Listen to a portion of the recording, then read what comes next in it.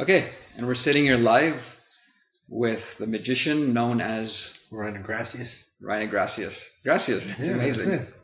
So I'm really excited to do this. Yes. So am I've known you for a long time, Yes. and only recently a mutual friend of ours, actually told me that you've fallen in love with magic, which you've actually, I learned today, you've fallen in love at a young age, Yes. which is amazing. Because I knew you before as different things, musician, martial arts, etc., but not as a magician. So that Right.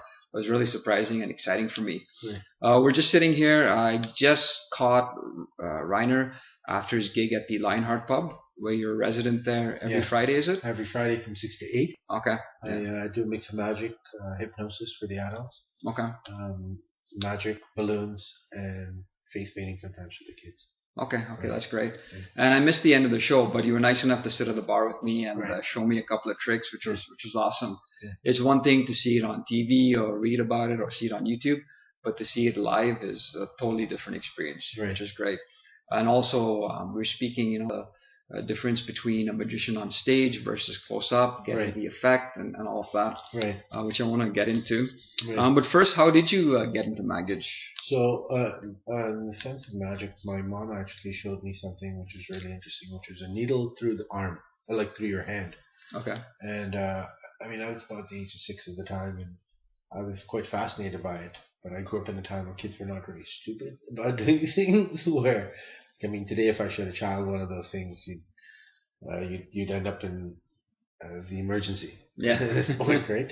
So learning to do that, and then just being fascinated by it, and getting around to reading it, and then seeing Paul Daniels, one of my biggest idols of all time, seeing him perform on TV, David Copperfield, just being inspired by that. And the emotion that you can evoke by it was something that took me where it is that I am today.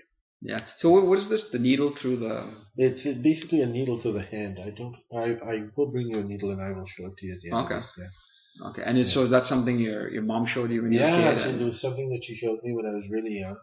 And then I progressed from there. And then I started doing things with cards, coins, whatever else I could find. Yeah. And just being able to take that and blend it together and give you an effect or an experience, so to speak. Yeah. This is what really fascinated me with that whole experience. Yeah. And then I just kind of pursued it growing up. I was doing it all the time. Like I was more something that I was doing. Going through college, I kind of did it more in the public eye. At some point in time, I just never pursued it. Life got in the way, and then but the passion of experiencing it and harnessing that ability of mine was something that was always there. However, once it's about 4 years ago, someone came to me and said, "Hey, you know what? We've got a Christmas party. Can you do a show for us?" Yeah. And I ended up doing that. Someone else saw me at that show. Can you do a show for us? And then just word of mouth. And then same thing with the restaurants and the other places that I do. So I do another Boston Pizza once in a while. Yeah. Which is also in Mississauga, Winston and Eglinton. Okay.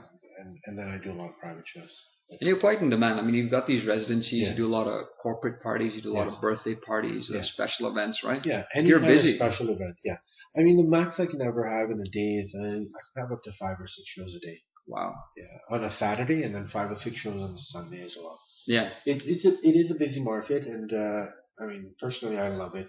The entertainment, the fact that you can bring joy or an experience of some kind to someone. You've experienced that item before, but experiencing it from a different angle or a different tangent. And for example, the rubber band stuff that I showed you've seen rubber bands all your life, Yeah. but you never knew that you could use it in this particular way Yeah. to Exactly. experience something that you've never experienced. It was such a simple trick, and I Yeah. was there close up. We were literally knee to knee. Yeah, I still didn't catch it. yeah. That's the whole aspect Yeah. of what makes this entertaining, right? Yeah. That's what it is. Yeah. So, I mean, magic is something that I've been fascinated with as a kid. Not in an ability to pursue it as a magician like you, but just from watching it from the stands. I mean, if you look at the history of magic, from what I've read, it really started with not being an entertainment facility. Right. It really started to, I think, before the time of witchcraftery and things like that. It was there to sort of maybe make people more obedient, more adherent to things. It was to fool them, like the Trojan horse, Right. like one of the classical magic tricks. Right. So it stemmed from that, and only later did it become entertainment, right? Yeah. So originally, magic is more embedded in our culture from a religious aspect of things. Yeah. Like, I mean, if you look at earlier religions, so to speak, the shamans, the priests, those, even if you're going back to like books of the Old Testament, and Moses, one of the first things that he did was take that he took a stick that was in his hand, he dropped it down, and it turned into a snake. Yeah. And the pharaohs, magicians, all did the same thing. Yeah. Mind you, Moses' snake is supposedly devoured all the rest of it, but that's all biblical theory, right? But an existence of magic and how it is perceived, and I believe it was Mark Twain that said that a very sufficiently technologically advanced society is then potentially perceived as a magical society. Yeah. And that being the aspect of things is really interesting because again, someone at some point in time realized, hey, I can manipulate something. Now maybe they didn't realize what the end effect was, or as you said, they were not doing it for entertainment. Yeah. But it might have been a means of living because someone said, hey, I can do something to manipulate something to give you an effect of some kind. It's not an entertainment, not in the entertainment realm, but in my personal survival realm. Yeah. Because, I didn't have a job. Like, for example, if I was part of a village, going back now to the in BC 200 or 300 or whatever it was. Yeah. I'm part of a village. I don't want to hunt. I don't want to gather. I don't want to build the houses. Guess what I can do? If I'm a little smarter than the rest of them, I can use all my different faculties and present this ability to say I have these powers, and then present them in that capacity, and then be regarded as something better than the rest of the human beings. Now, I'm not saying that genuinely people do have, they do take the time to harness certain abilities, because it takes a lot of patience and a lot of perseverance to harness certain abilities in terms of energy manifestations and things of that sort. But that concept of magic for survival was how it actually came out to be. Correct. And then it sort of it started mutating on its own as religion became more prevalent. Then there was a different understanding. As science became more prevalent, there was a different understanding. And now I think it's almost relegated to the realm of entertainment. Yeah. Mind you, some of it is fringe entertainment because you don't know what to expect and you don't know what's real and what's not. Correct. That's part of what the experience is. I like that word you use, manipulate, because really when it started, magic really, like, it wasn't for entertainment. It was to manipulate someone, to do someone's bidding, either to believe something to be true, or I remember, was it, I have it here. There was a famous painting, The Conjurer by Hieronymus Bosch. The famous painting where there's a magician at a local market doing something on the table. The audience is in awe, and right behind is a pickpocketer. Right. So it was for theft. Right. Distraction for theft, right? And only I think recently, maybe would you say 1800s, it sort of got the entertainment value. It's sort of with Robert Houdin where the whole concept of magic started changing. It was more widely accepted. I mean, for a period of time, it went through a lot of ostracization, so to speak, because again of the clash with the religion. Yeah. One of the challenges that a lot of religions are experiencing was primarily at the docks where ships were docking, and the jugglers or the magicians or the gamblers or whatever, those other entertainers were more lucrative than the religious proliferators, so to speak. Yeah. They were standing around, I don't know, preaching the word of God or whatever be the case. And there were some people, obviously, that would pay attention to them because, again, out of a percentage of people always have an affinity to something. So they would draw in those crowds. But then you would get a majority of the people being entertained by the jugglers, by the magicians, and as a result, one of the things he started preaching was the fact that the juggling, the magic, is evil. Yeah. And that concept still permeates to this day certain facets of Christianity, certain facets of Islam, certain facets of Hinduism, certain facets of Judaism, where they believe that it's demon magic, so to speak. Yeah. Now, I mean, I've personally been doing magic for about 31 years at this point, and I've encountered magicians from all walks of life. I've yet to encounter something from that realm, so to speak. I'm not to say that it doesn't exist, but it is an interesting topic.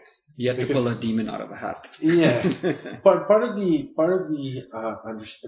challenge in this whole piece is the fact that you're constantly striving to find what that is, and my hope is that you find it. It's very interesting. If you've ever read a book by Richard Wiseman, it's called Paranormality. Okay. Why we believe in the paranormal, and he explores different aspects of paranormality. You know, the second sight with the dreaming and having like a foretelling dream, like Joseph, right, from the Bible. Yeah. Or even people that have, so that's an aspect of precognition, so to speak. Even people that have ghostly experiences. You know, they're walking through a space and it's supposed to be haunted, and you have this weird feeling that overwhelms you and things of that sort. And I mean, each of the concepts have a different explanation, and biologically and physiologically they make sense. But one of the things the whole book arrives at, and it's an interesting concept because it very well resonates with who we are as human beings, is our brains are so highly developed that we are constantly trying to find meaning in what it is that we're experiencing. Yeah. And it's almost, we're looking for that higher meaning.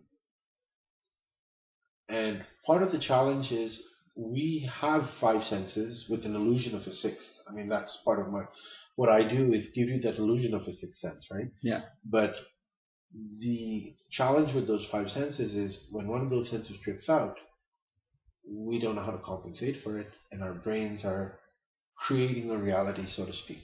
Yeah. Which, from my perspective, even though I understand the workings of all these different magical effects and things of that sort, that to me is magic.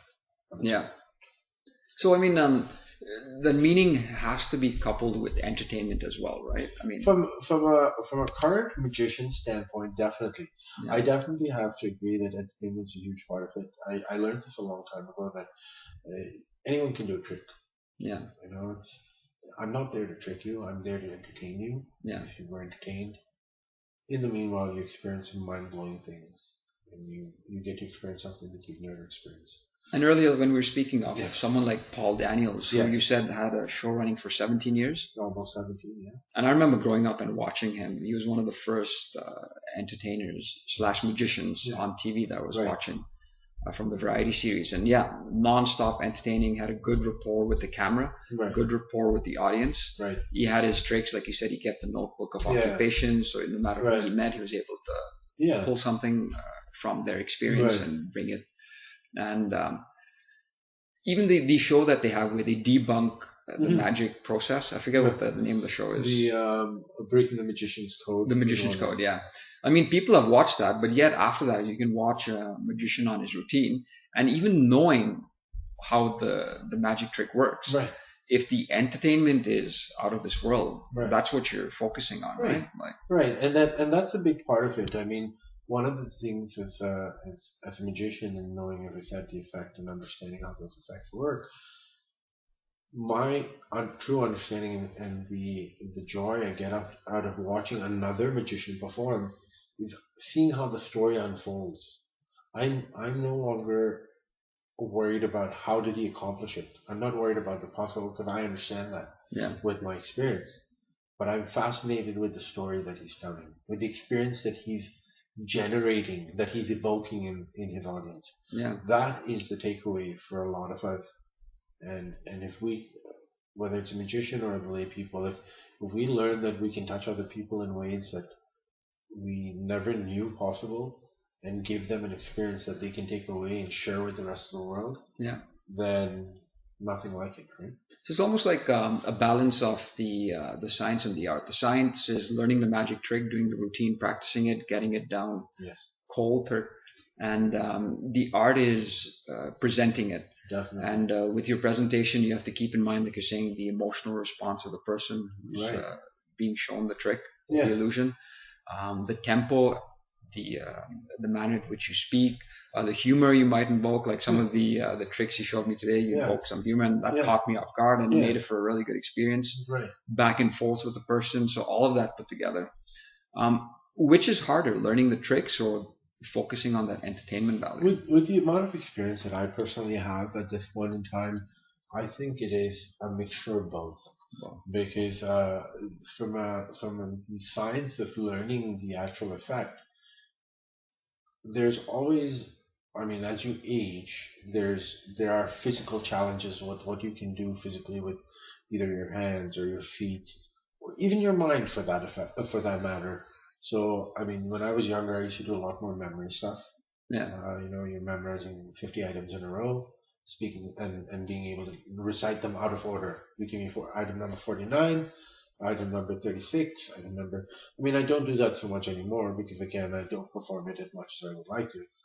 But those types of things then potentially are limitations. But being aware of those limitations, working around those things, and then presenting where it's still an experience for the other person. The biggest thing that a lot of magicians don't realize, and it's not only, I mean, from a magician standpoint, the biggest thing that people don't realize is they're very focused on the effect. yeah, They're not focused on the experience. See, at the end of the day, I'm just another magician. There's thousands of them. Unless I was on some billboard or something, you're not going to remember the name Riener Gracias. yeah. But the experience that I made you have, that emotion that I evoked for you, is something that you're going to take away for a lifetime. That's what differentiates you from other magicians. That's what. That's amazing. You met Penn and Teller? Yes. At a show. What was that like? It was very interesting. I mean, it was very, for me, it was a very humbling experience to see, and I think I mentioned this earlier, where they performed at Casino Rama, and it's an audience of about 4,000 odd people. At the end of the show, they actually took the time to come out in the foyer, take pictures, Pen on one side, Teller on the other side, taking pictures with each person that was in the audience that wanted to take pictures with them. Teller actually handing out cameras to people, or Teller physically holding your camera and taking the selfie for you. It was a very humbling experience. Teller is obviously not as short as he looks. He's about 5'10", 5'11". Yeah. Penn is just gigantic. That's what it is. So, I mean, very humbling experience. In the other aspect of some other magicians that I have met, where either they're doing pictures for financial gain, yeah, or they're not willing to take pictures with you, or they don't take the time to appreciate their fans. Yeah. And it's with the amount of things that Penn and Teller have achieved from a societal perspective, from a magic perspective, and still being able to stick to their roots and appreciate the fans, yeah, is a very humbling experience. And that's really cool because it's not what you do before the show to prepare. It's not what you do during the show, but also after the show, like connecting with the fans. I mean, they're there to see you. And that's part of the experience. Yeah. That is a big part of it.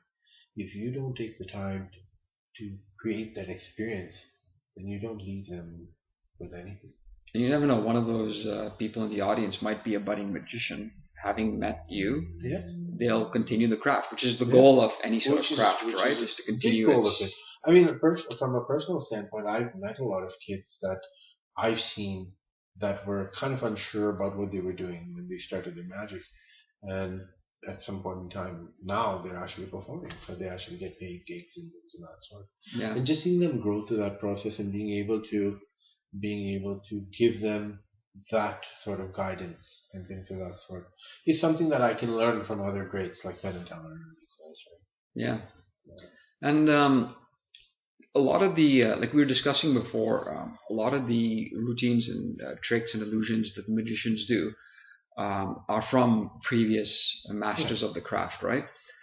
How easy is it to design a new magic trick today, or an illusion, or an escape act? So from a designing perspective, the reality is that there's no limit to what we can achieve, because in the reality of in the realm of magic, we're dealing with the impossible.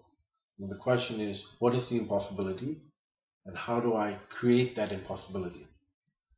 I might have to change certain things around it to give you a different perspective, either from a viewing angle, from an auditory perspective, from a tactile experience perspective, things of that sort, things that I can govern, but still to give you that impossible experience is what it is that I'm looking to do. Yeah. So in terms of how difficult it is, the challenge is the fact that a lot of me, on a personal level, I believe I've created a lot of stuff. Yeah. Now, in my extensive reading, and I've read more than 500 books on magic, I then discover it's already created. So it's fulfilling in the sense that, hey, I created it, but it did not exist before I created it.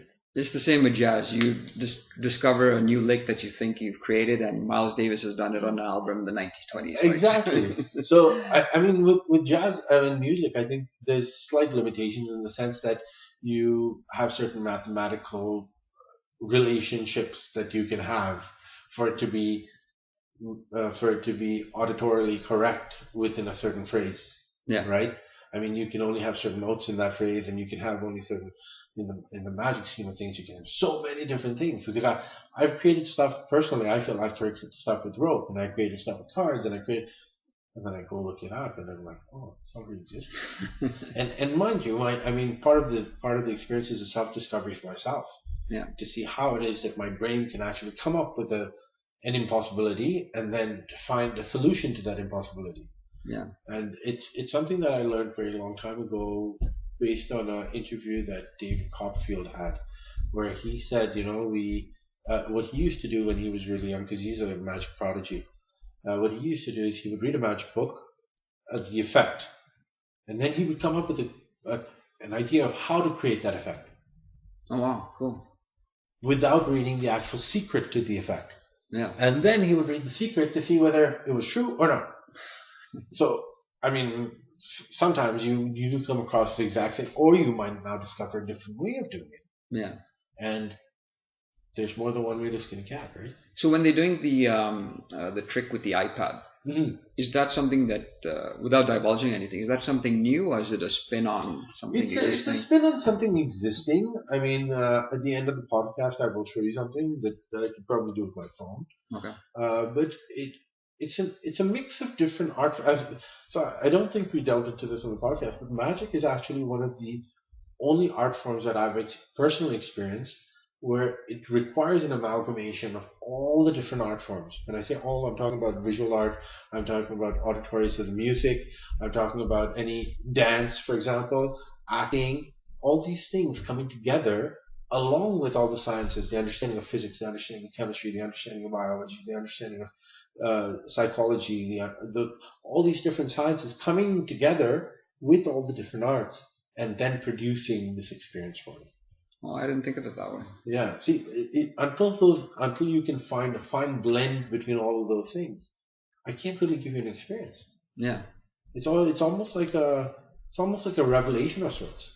Because, as I said, with most of the stuff that you're experiencing, you've experienced this stuff before. You've dealt with the deck of cards before. Yeah. You've played with coins before. You've done other stuff before. But just having to experience it in a new limelight with my addition of either the art or the music, because I'm timing the cadence, or the tactile sense that I'm giving you, is now creating a new experience. Got it. Okay. Yeah. Where do you think magic is headed in the future? I think it's only going to get better.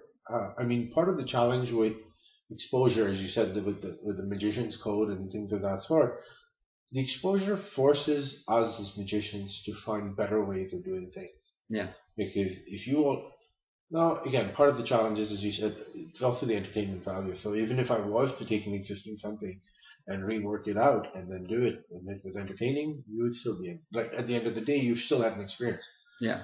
But from a growth perspective, I mean, we're doing better than we've ever done. We're seeing an exponential growth in magicians worldwide. Currently in Toronto, we actually have the so we have one of the few brick and mortar stores that are available in the world, and one of the best actually in the world. Browser's Den. Okay. They're close to Yorkdale, out on Orpheus Road. And one of the things with them, one of the things with them, they actually have they have a bash, a magic bash that happens every year. So typically we do about 12 hours of magic, like 9 a.m. to 9 p.m. Usually it runs later or whatever. Like a magic marathon. Yeah, so it's a magic convention. There's other magicians that come. There'll be hobbyists, some people that are retired from magic, people that are performing. We've had some other people that have been on Saturday Night Live and other magicians that are known in the community, and we have that. So this is actually going to next year will actually be the fourth year that they're going to have it, and I'm quite fascinated by the fact that you'll see 6-year-olds that are doing stuff with cards that I would have never even thought of doing at that age. Yeah. Because, I mean, the exposure is different now because you go on YouTube, you can find a whole bunch of stuff. Yeah. And if you have the patience to learn it, then you can reach a totally different level. So the sky's the limit as long as you tap into the sky is not even the limit. It's like the sky is just the beginning. We're already in the sky. That end of the end of the universe is where we're headed. It's exponential. Yeah, it's just everything that, and this is something else that we were talking about, inventions and the understanding of how inventions get exponentially better with time, because they're banking on existing inventions. With the existing sharing of knowledge and the global awareness and the global availability of knowledge, the bigger thing is the fact that you don't have to recreate what was already created.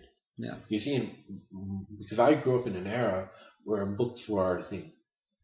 So part of the challenge was I couldn't go online and research something and say, "Hey, does this exist?" Yeah. And then spend 8 days trying to figure out something and do it. Now I would have saved myself 8 days, and I would have just learned it from someone else. Yeah. I mean, it is definitely a double-edged sword because the creativity is kind of stifled in that aspect of things. But on the flip side of things, you don't have to waste the time having to go through that. You can now focus that creativity once you've learned whatever the technique is, and then improve on that. And Homo sapiens are never one to let anything limiting get in their way. So I'm sure someone's going to crash that creativity limitation. I mean, we constantly are. I mean, you had David Copperfield basically disappeared the Statue of Liberty. Yeah. He's done a jet plane.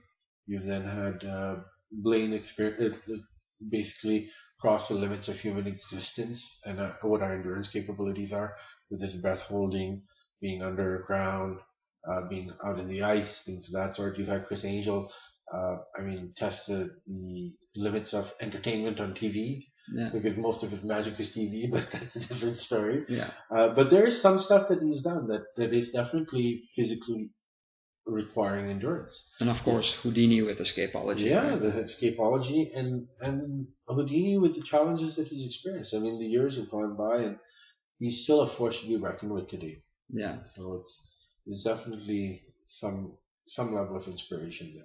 And I don't know. I mean, his real name Eric Weiss, and he took his stage name from Robert Houdin, right? Robert. I didn't know that recently. So he just decided to put a Houdini spin on it. Yeah. Yeah. Him and his brother actually were doing magic for many years. Yeah. And they would actually do competing acts, and it was just a marketing gimmick that people would get riled to see what this. They never said they were brothers.